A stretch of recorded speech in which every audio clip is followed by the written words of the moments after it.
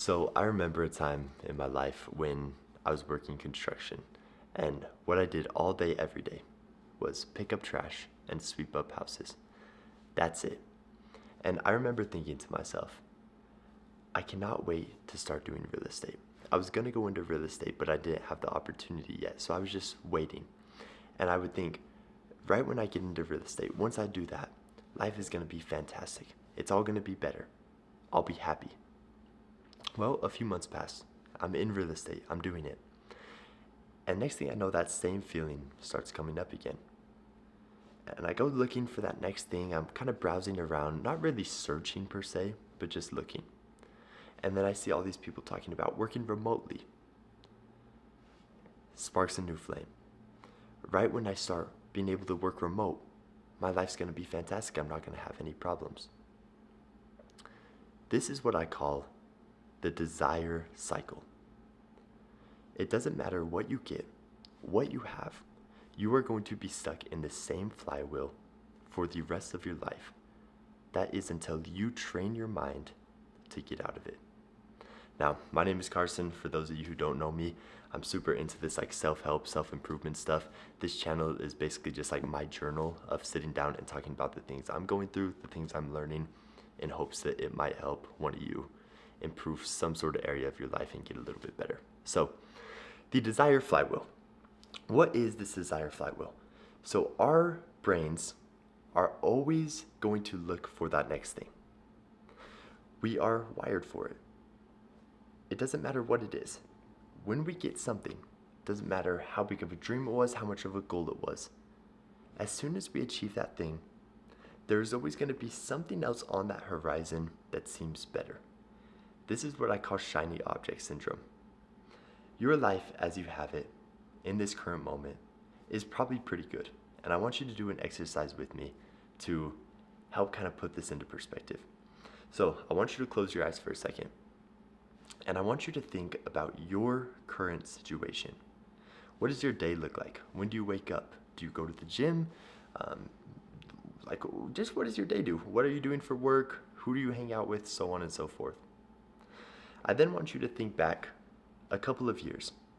And I want you to think back to a time when these things that you have currently in your life were something you dreamed about. I can think of one example that probably resonates for all of you who can drive right now. I want you to think back to when you were like 12 years old and you really wanted to go somewhere so badly. Maybe it was McDonald's or whatever it was, a friend's house, but you couldn't find a ride there. And you would think to yourself, oh my gosh, dude, I cannot wait to be able to drive. Once I can drive, all my problems are going to be solved. Life's going to be so easy.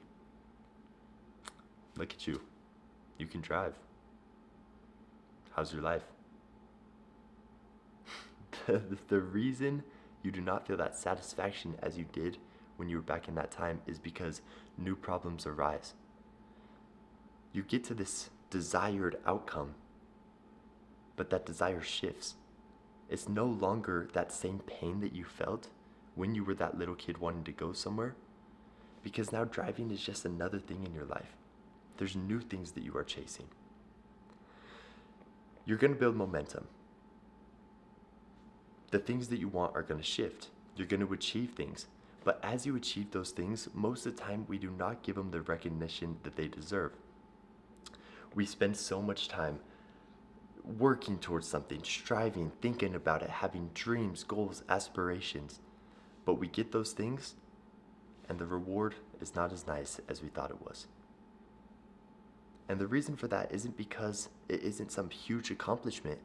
It's because we never give ourselves the time to actually be grateful for those things and be proud of them. Because our brains are in this desire feedback loop, and they're automatically going for that next thing. So, what can you do? How can you break out of this desire cycle and get to a spot where you are feeling happy, where you're proud of yourself, where you're actually feeling these accomplishments instead of just stacking them on the books? You need to train your brain. As a whole, our subconscious brain is not going to take the time to accept and feel grateful for these things. You have to train your brain to do it. Just like with that activity we did there. Sitting down and truly thinking, wow, okay, well today I woke up at, let's say 7:30 a.m. and I went to the gym. Well, I remember thinking back a couple of weeks where I woke up at 9 a.m. and I missed the gym because I didn't get a good bedtime. And I thought, wow, dude, I can't believe that I didn't wake up for the gym today. I'm such a loser. I'm whatever it may be. Today, I went to the gym at 7:30. I did that thing that me a couple of weeks ago would have thought, okay, yeah, you know what? I'm on track. But I don't feel it. I don't. That is until I take the time, like right now, to actually appreciate that moment. Realize, okay, you know what I did there was pretty dang cool. But the reason that we don't do that naturally is because your mind instantly, after you get home from the gym at 7:30 a.m., is on to the next thing. Oh, I gotta hurry and eat breakfast and then get ready for work. We are go, go, go, go. So you have to force your mind to appreciate those small moments, those small wins that you have in a day. Until you can do that, you are never going to feel satisfied in your life or grateful. Of course, there's always some sort of push you need to go forward. You can't just be satisfied and stagnant. Oh, I woke up today. Like, obviously, that's awesome. But if you're wanting to improve, you have to push yourself. But that doesn't mean you have to be so hard on yourself to the point where you can't appreciate any little win you take. It's a hard world out there, and no one's going to give you recognition.